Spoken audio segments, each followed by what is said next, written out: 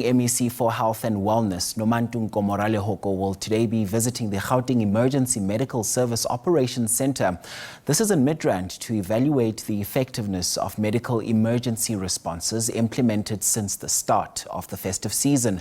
For more on this now, here's Lerator Makola, our reporter who joins us for a live update. So Lerator, talk to us about what's happening there where you are now. We're coming to you live from the Gauteng Emergency Medical Services Operations Center in Midrand, where Gauteng MEC for Health and Wellness, Nomantu Nkomo-Ralehoko, is here to check on the update on the progress of the operations center here in Midrand. But she's right here with me to tell us more about today's operation. Thank you so much for your time, MEC. Well, can you please tell us about the numbers? The numbers have increased from 43,000 last year to 48,000 this year. Can you please tell us more about that? Indeed, the numbers have increased, and in fact, we're saying with the team, we are concerned, but at the same time, we think that because of the response that we're doing now, hence the numbers are going up.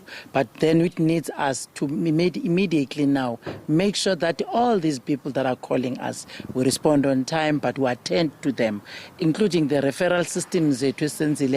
Now we have a proper diversion system that we have done in the province, so that even when the ambulance takes you to a specific hospital, we know that you will be attended to. There are beds that are available there. There are doctors and nurses there. So we're clearing everything. So indeed they are high, because at that time when we were sitting at 43,000 last year, it was towards the end of the festive season. Now we're still in the middle of the festive season. We don't know where we will be going. But what we need to do then is to strengthen our teams, to capacitate the systems so that we are ready for any eventuality that can come, including these ones that are calling us on daily basis. You have seen in the command center the number of people that we have extended it. It's quite big now, and we're taking volumes of calls, especially in the metros led by Johannesburg, followed by Tshwane and Ekurhuleni. The districts are the same, but they are not major like what we're getting from the three metros. Okay, MEC, can we please talk about the safety of emergency personnel? We know that the ambulances are attacked most of the time, so can you please talk about their safety?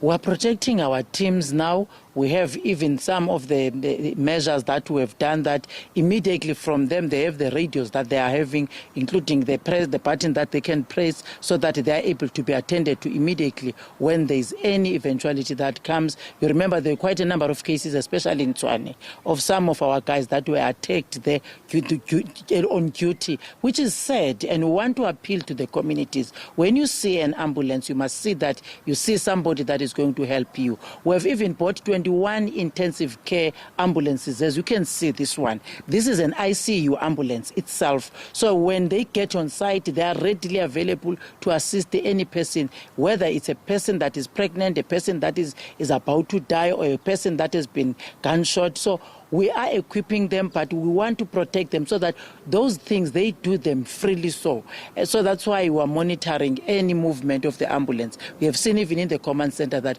we know which ambulance we have dispatched. When it stops, it can red flag. We know that who is there, and we have even showed you guys the communication that we do with them when they are readily there on site. Clear visions that you can see. This is Nomantu that is in that ambulance with so and so, and they are being attended to, or they are being attacked. So we have made that system to be available. It's there and it's functioning. Okay, and MEC, earlier this month you mentioned that you have deployed over 4,000 emergency personnel, and they are trained.